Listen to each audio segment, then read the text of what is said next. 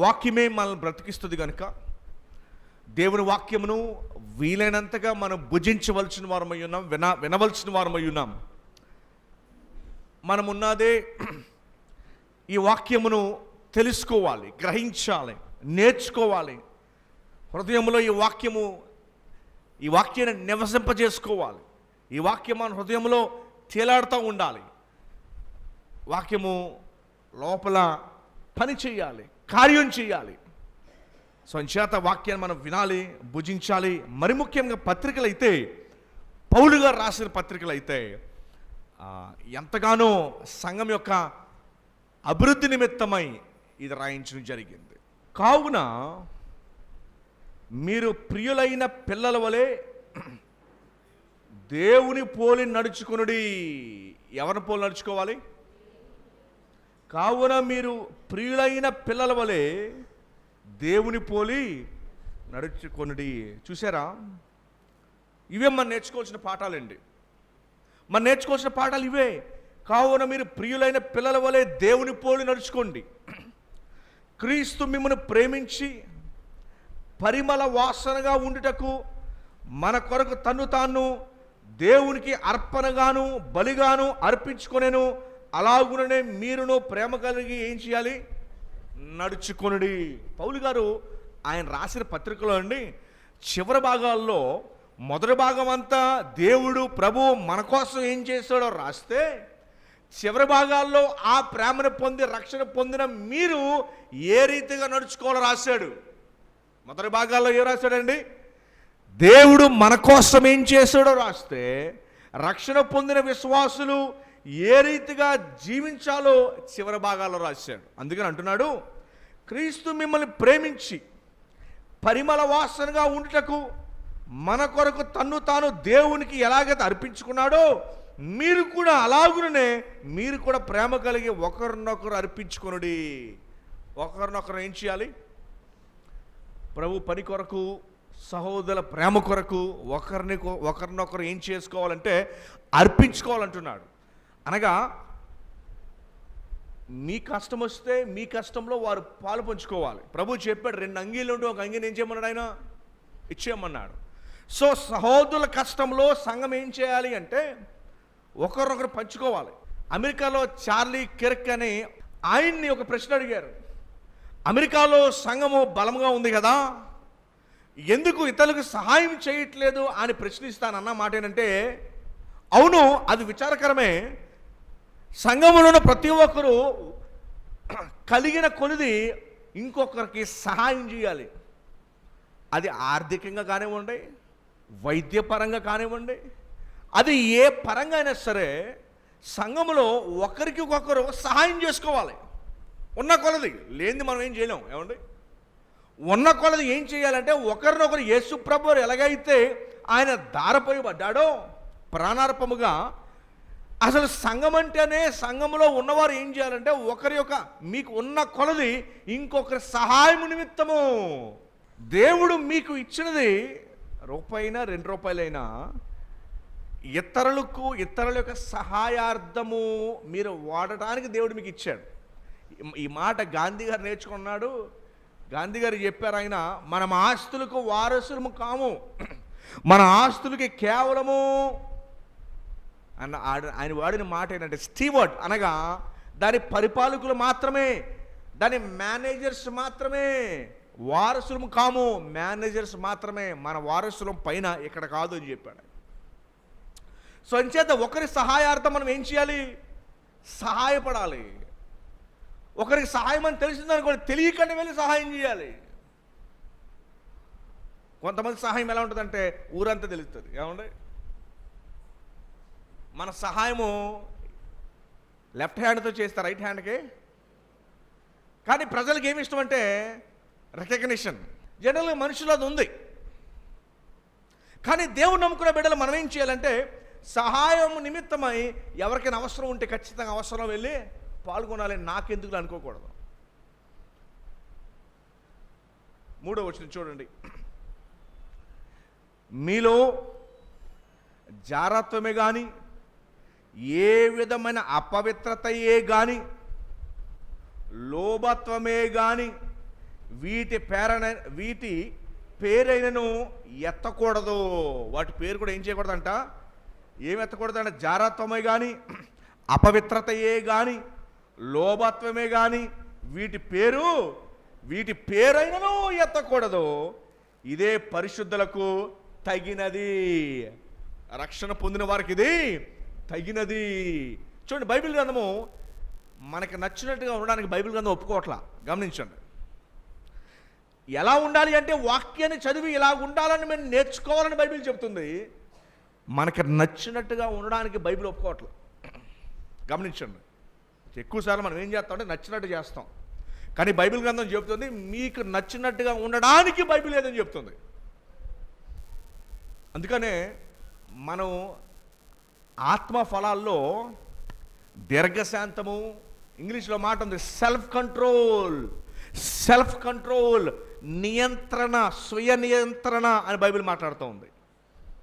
మందులో కూర్చుంటాం, నిద్ర వస్తూ ఉంటుంది. ఏం చేయాలి? శరీరం మాట వినాలా, ఆత్మ వాక్యం విను అనే వాక్యం ఆత్మ మాట వినాలా? శరీరం ఏం చెప్తుంది?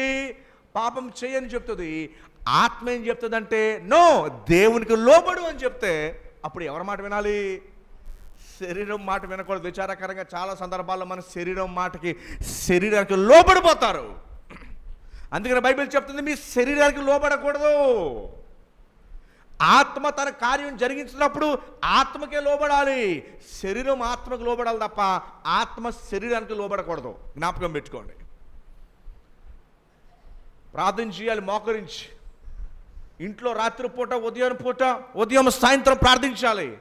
శరీరం ఏం చెబుద్దంటే చేసిన ప్రార్థన చాలులే, పడుకో అని చెప్తుంది. కానీ ఆత్మ ఏం చెప్తుంది అంటే ఇంకొంచెంసేపు ప్రార్థన చేసుకుంటే బాగుంటుంది అని ఆత్మ చెప్తుంది. మీరు పరీక్షించుకోండి ఒకసారి, మీరు ఆత్మ చెప్పిన మాట వింటున్నారా, శరీరము చెప్పిన మాట వింటున్నారా? పరీక్షించుకోండి. శరీరము పాతది, ఆత్మ కొత్తది. నూతన హృదయాన్ని ఇచ్చాడు. మహిమ శరీరము ఆయన దగ్గరికి వెళ్ళేటప్పుడు ఇస్తాడు. సో ఇప్పుడు ఎవరి మాట వినాలి మీరు? శరీరం మాట, ఆత్మ మాట. అందుకని శరీరం మాట కాదు మనం వినాల్సి. అందుకని అంటున్నాడు ఇవన్నీ శరీరేచ్ఛల గురించి మాట్లాడుతున్నాడు. 3వ వచనంలో జారత్వము, ఏ విధమైన అపవిత్రత కానీ, లోభత్వమే కానీ, అసలు వాటి పేరు కూడా ఎత్తదని చెప్పాడు. వాటి పేరు కూడా ఎత్తకూడదంట. వాటి పేరు కూడా మీరు ఎత్తకూడదు. ఇదే పరిశుద్ధులకు తగినది. చూసారా? అంటే పాపానికి ఎంత దూరంగా ఉండమని చెప్తున్నాడు, శరీరాస్తులకు, శరీరేచ్ఛలకు ఎంత దూరంగా ఉండమని చెప్తున్నాడు. వాడి పేరు కూడా మీరు ఎత్తద్దు అంటున్నాడు. 4వ వచనం, కృతజ్ఞత వచనమే మీరు ఉచ్చరింపవలని కానీ మీరు బూతులైనను, రెండవది పోకిరీ చేష్టలైనను. ఏంటంటే అది పోకిరీ చేష్టలైనను, సరసోక్తులైనను ఉచ్చరింపకూడదు. నోరుని ఎంత జాగ్రత్తగా పెట్టుకోవాలో చూడండి. ఇవి మీకు తగవు. విశ్వాసకు తగదంటాడు అది. విశ్వాసకి అదేంటిది? నువ్వు ప్రభు నమ్ముకునే విశ్వాసం కదా, ఇలా మాట్లాడుతున్నావు ఏంటి? నువ్వు ప్రభువు నమ్ముకున్న విశ్వాసం అయి ఉండి నువ్వు ఇలా మాట్లాడుతున్నావు ఏంటి? ఇలా ప్రవర్తిస్తున్నావు ఏంటి? నువ్వు ప్రభుకున్న విశ్వాసం అయి ఉండి నువ్వు ఇక్కడికి ఎందుకు వచ్చావు? ఇక్కడేం చేస్తున్నావు? నువ్వు ఇది చేయకూడదు కదా. నువ్వు నమ్ముకున్న విశ్వాసం అయి ఉండి నువ్వు ఇక్కడికి ఎలా వచ్చావు? ఈ పని ఎలా చేస్తున్నావు? నువ్వు ఇలా మాట్లాడుతున్నావు ఏంటి? నువ్వు ప్రభు నమ్ముకున్నావు కదా, నువ్వు ప్రభు నమ్ముకున్న ఈ పనులేంటి? అర్థమైందండి? ఇవి మీకు తగవు అని బైబిల్ జ్ఞాపకం చేస్తూ ఉంది. చూడండి 5వ వచనం, వ్యభిచారి అయినను, అపవిత్రుడైనను, విగ్రహార్థికుడైన లోబి అయినను క్రీస్తు యొక్క దేవుని యొక్క రాజ్యమునకు హక్కుదారుడు కాడను సంగతి మీకు నిశ్చయముగా తెలియజేస్తున్నాడు. మరి దేవుని రాజ్యానికి అర్హులు కారు అని చెప్తున్నాడు. అంత మాత్రమే కాదు, వ్యర్థమైన మాటల వలన ఎవడును మిమ్మను మోసపరచనీయకుడి. ఇట్టి క్రియల వలన దేవుని ఉగ్రత అవిధేయులు అందరి మీదకి వచ్చును గనక మీరు అట్టి వారితో పాలివారై ఉండకుడి. అట్టి వారితో ఏం చేయకూడదంట? మీరు పూర్వమందు చీకటి అయి ఉంటిరి. ఎప్పుడండి? పూర్వము చీకటి అయి ఉండిరి, ఇప్పుడైతే ప్రభువునందు వెలుగై ఉన్నారు. ప్రభునందు వెలుగు, ఆ సత్యాన్ని మీరు తెలుసుకున్నారు, ప్రభువుని ఎరిగారు. ఎరిగిన తర్వాత వెలుగు ఫలము సమస్త విధములైన మంచితనము, నీతి, సత్యమును వాటిలో కనబడుచున్నవి. గనుక ప్రభువుకి ఏది ప్రీతికరమైనదో దాన్ని పరీక్షించుచు వెలుగు సంబంధుల వలె నడుచుకొనుడి. వెలుగు సంబంధుల వలె ప్రభువుకి ఇష్టం లేని ఏ కార్యాన్ని కూడా మనం జరిగించకూడదు. పరీక్షించుకోండి, పరీక్షించుకోండి, పరీక్షించుకోండి అంటున్నాడు వాక్యము. టెస్ట్ చేసుకోండి. గడిచిన వారంలో ఏ రీతిగా ఉన్నారో, నిన్న గడిచిన సంవత్సరంలో ఏ రీతిగా ఉన్నారో, దేవునికి ఇష్టం లేని పని లేదని మనం చేస్తామా పరీక్షించుకోండి మరలా జ్ఞాపకం చేస్తూ ఉన్నాడు. మరి మీరు పరీక్షించుకుంటున్నారా? ఏదో ఒకటిలే అని నడిపేస్తారా బడిని? మిమ్మల్ని మీరు పరీక్షించుకుంటున్నారా? చూడండి 12 వచనం. యాలైనగా అట్టి క్రియలు చేయువారు రహస్యమందు జరిగించు పనులను గూర్చి మాటలాడుటయను అవమానకరమైనది. సమస్తమును ఖండింపబడి వెలుగు చేత ప్రత్యక్షపరచునది ఏదో అది వెలుగుగా. అందుచేత నిద్రించుచున్న నీవు మేల్కొని మృతుల్లో నుండి లెమ్ము, క్రీస్తు నీ మీద ప్రకాశించునని ఆయన చెప్పుచున్నాడు. ఆయన గనగా పరిశుద్ధాత్మ దేవుడు చెప్పుచున్నాడు. ఏమండి, ఈ వచనాన్ని మీరు చదివే ఉంటారు. 15వ వచనం చాలా ఫేమస్ వచనం. దినములు చెడ్డవి గనుక మీరు సమయమును పోనీయక సద్వినియోగము చేసుకొనొచ్చు. అజ్ఞానుల వలె కాక జ్ఞానుల వలె నడుచుకున్నట్లు జాగ్రత్తగా. అంటే ఏంటి? మీ ఆత్మీయ జీవితాన్ని మీరు బలపరుచుకోండి, మీ ఆత్మీయ జీవితాన్ని మీరు కట్టుకోండి అనే వాక్యం సెలవిస్తూ ఉంది. ఏమండి, వాస్తవానికి చివరికి ఎవరి ఆత్మకు వారే బాధ్యులు. నాకు ఎవరు చెప్పలేదండి, నాకు తెలియదండి అంటా కుదరదు. 21వ శతాబ్దంలో శరీరాన్ని ప్రేమించే కాలంలో మనం జీవిస్తూ ఉన్నాం. వస్తువులను ప్రేమించే కాలంలో మనం జీవిస్తూ ఉన్నాము. ఈ కాలం చాలా డేంజరస్ కాలం ఇది. అంచేత ఈ సమయంలో దేవుని వాక్యాన్ని మన జీవితం ముందు పెట్టుకొని పరీక్షించుకుంటూ ఉండాలి. నేను సరిగానే ఉన్నానా నా ఆత్మీయ జీవితం? అసలు ఈ రోజుల్లో పరీక్షించుకోవడం మానివేశారు. అలవాటు పూర్వకమైన క్రైస్తవ జీవితాన్ని జీవిస్తూ ఉన్నారు.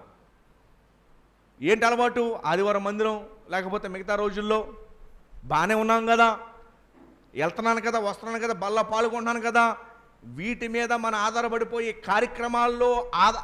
కార్యక్రమాల మీద ఆధారపడిపోయి అంతా బాగానే ఉంది కదా అనే క్రమంలో మనం వెళ్ళిపోతున్నాం. తెలుగులో ఒక సామెత ఉంది లోకంలో, మేడి పండు చూడు మేలుమై ఉండు, పొట్ట వీపు చూడు పురుగులుండు అన్నట్టుగా మన బ్రతుకు లోపలేమో కుళ్ళిపోయి ఉంటే బయట మాత్రము దేవునికి సంబంధమైన క్రియలు చేస్తుంటే సరిపోతుందా? మందిరము, బల్ల, హృదయంలో పరీక్ష చేసుకోవడం చాలా ప్రాముఖ్యమైన విషయం. అందుకే అంటున్నాడు పరీక్షించుకోండి, పరీక్షించుకోండి, పరీక్షించుకోండి అని చెబుతూనే ఉన్నాడు. ఆ ప్రశ్న, మీరు పరీక్షించుకుంటున్నారా? ఏ విషయాల్లో మీరు పడిపోతున్నారు? దేన్ని బట్టి మీరు పడిపోతున్నారు? దాన్ని దూరం చేసుకుంటున్నారా? ఈ విషయాన్ని బట్టి నేను పడిపోతున్నాను అన్న విషయం దూరం చేసుకుంటున్నారా? మీ టీవీ బట్టి మీ ఆత్మీయత దెబ్బతింటుందా? అనవసరమైన మాటల బట్టి మీ ఆత్మీయత దెబ్బతింటుందా? ధనాన్ని ప్రేమించడాన్ని బట్టి మీ ఆత్మీయత దెబ్బతింటుందా? మరి పరీక్షించుకోరా? దేన్ని బట్టి మీ ఆత్మీయత దెబ్బతింటుంది? మీ స్నేహాన్ని బట్టి మీ ఆత్మీయత దెబ్బతింటుందా? మీరు చేసే వృత్తిని బట్టి మీ ఆత్మీయత దెబ్బతింటుందా? పనిని బట్టి ఆత్మీయత దెబ్బతింటుందా?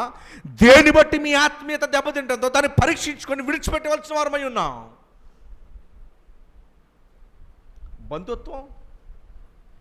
బంధుత్వం, స్నేహం, ఈ రెండు చాలా డేంజరు. ఎంత మేలు చేస్తాయో అంత కీడు కూడా చేస్తాయి. గమనించండి, మనం ఒంటరిగా వెళ్ళిపోవాలి. మనం ఏదో ఇక్కడ మనం చెప్పుకున్నాం కానీ బంధువులని వాళ్ళెవరు కూడా మన వెనకాల రారు. మనతో పాటు మనల్ని మోసి గోతులపాడి వెళ్ళిపోతారు. వాళ్ళు దింపేసి వెళ్ళిపోతారు. వాళ్ళు ఎవరు కూడా మన వెనకాల రారు. దయచేసి గమనించండి, స్నేహాలు, బంధుత్వాలు కాదు, క్రీస్తుతో నీ సంబంధమే ప్రాముఖ్యం, ఇంకోటి ఏది కాదు. క్రీస్తుతో నీ సంబంధం మాత్రమే ప్రాముఖ్యం. అందుకని మీరు పరీక్షించుకోవాలి. ఏ విషయాల వలన నేను ఆత్మీయంగా పడిపోతున్నాను? నేను ఏ చోటుకి వెళ్తుంటే నేను ఆత్మీయంగా పడిపోతున్నాను? ఎవరితో మాట్లాడుతుంటే ఆత్మీయంగా పడిపోతున్నాను? నేను వాళ్ళతో కట్ చేసేయాలి, వాళ్ళని ఆ ప్రదేశాలకి వెళ్ళడం మానేయాలి. కొంతమందితో మాట్లాడితే ఆ స్నేహంలో కనుక నువ్వు వెళితే పాపంలో పడిపోతావు అని తెలిస్తే ఆ స్నేహాన్ని కట్ చేసేయాలి. ఆ ప్రదేశానికి వెళ్తే నేను పాపంలో పడిపోతానని తెలిస్తే వెంటనే ప్రదేశాన్ని కట్ చేయాలి. అది ఎంత ఆకర్షణీయంగా ఉన్నప్పటికీ కూడా ప్రభు చెప్పాడు, ఒక కన్ను నేను నరకంలోకి తీసుకెళ్తుందని కన్ను లేకుండా పరలోకానికి వెళ్ళడం మంచిది అంటే దాని అర్థం ఏంటంటే కన్ను పీకేయమని కాదు దాని అర్థం. దాని అర్థం ఏంటంటే ఏ స్నేహము, ఏ బంధుత్వము, ఏ ప్రదేశము, ఏ పరిస్థితి నిన్ను పాపంలోకి నడిపిస్తుందో అది వెంటనే కట్ చేయి అని బైబిల్ చెప్తూ ఉంది. ఎందుకంటే దానివల్ల నువ్వు నరకానికి పోతావేమో. అందుకనే ఒక దాన్ని నువ్వు ఏం చేయాలా, ఆ ప్రదేశాన్ని, ఆ స్నేహాన్ని నువ్వు కట్ చేయడం నీకు మంచిది.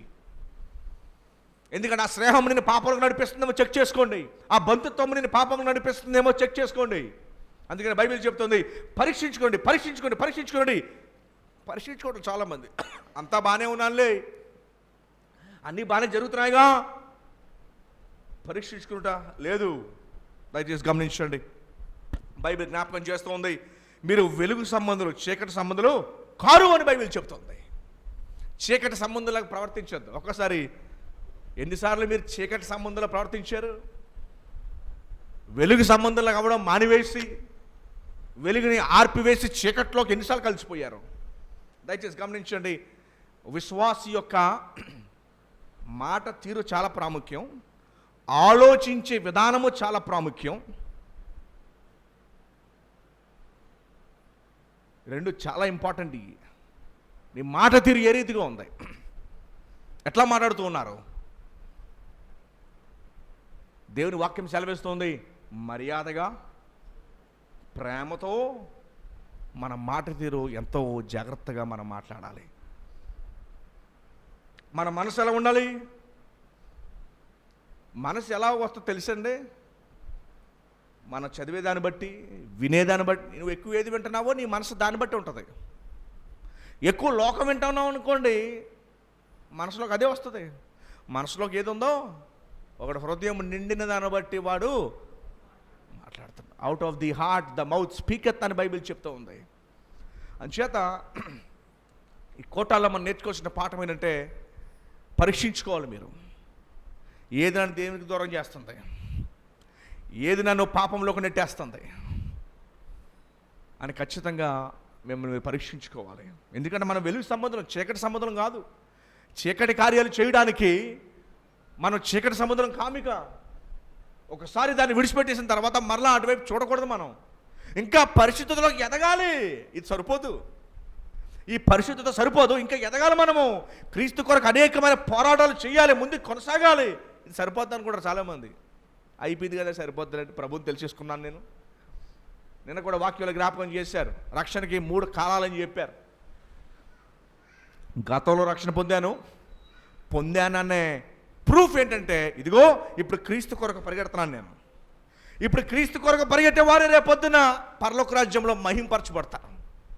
సో గతంలో రక్షణ పొందాను అనేది ఎలా మనకి తెలుస్తుంది అంటే, ఇప్పుడు క్రీస్తు కొరకు పరిగెట్టేదాన్ని బట్టి తెలుస్తుంది అప్పుడు నేను రక్షణ పొందానని.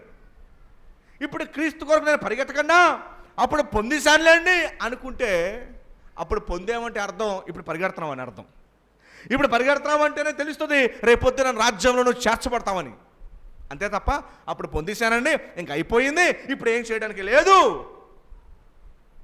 చాలామంది విశ్వాసాలు ఈ రీతిగా ఉన్నారు. గమనించుకోండి, ప్రభు చెప్పడం వారి యొక్క ఫలాల బట్టి తెలుస్తుంది మీరు రక్షణ పొందారా లేదన్న విషయం. అంచేత ఈ మాటలు బట్టి మనము హెచ్చరించబడదాం, మనం పరీక్షించుకుందాం, హెచ్చరించబడదాం. పరీక్షించుకొని ఒకరినొకరు హెచ్చరించుకొని మన ఆత్మీయతను ఏమండి మన మాటలో వాక్యంతో కట్టుకుందాం.